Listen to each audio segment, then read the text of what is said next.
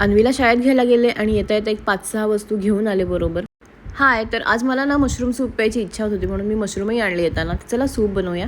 तर त्यासाठी मशरूम जे आहेत ते मी काढून घेतले आणि स्वच्छ पाण्याने धुवून घेतलेले. त्याच्यानंतर ते कट करून घेतलेले बारीक. मशरूम कट करायला मला खूप आवडतं.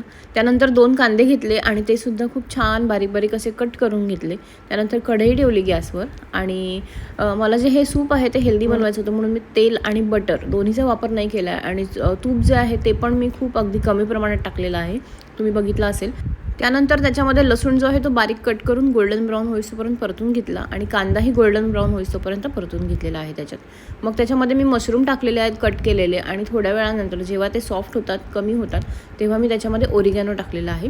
आणि इथे मी हा स्टॉक क्यूब घेतलेला आहे, व्हेजिटेबल स्टॉक क्यूब.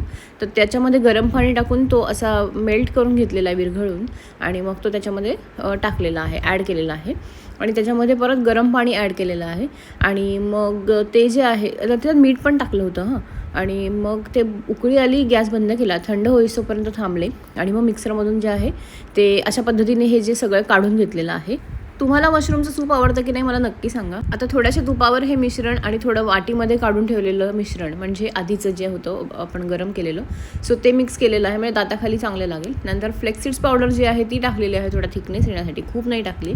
त्यानंतर मस्त हिरवीगार कोथिंबीर अशी पेरून घेतलेली आहे. खूप छान टेस्ट आली होती सूपची, तुम्ही नक्की ट्राय करा. रेसिपी कशी वाटली सांगायला विसरू नका. पुढच्या व्हिडिओमध्ये भेटते मी तुम्हाला. चला बाय.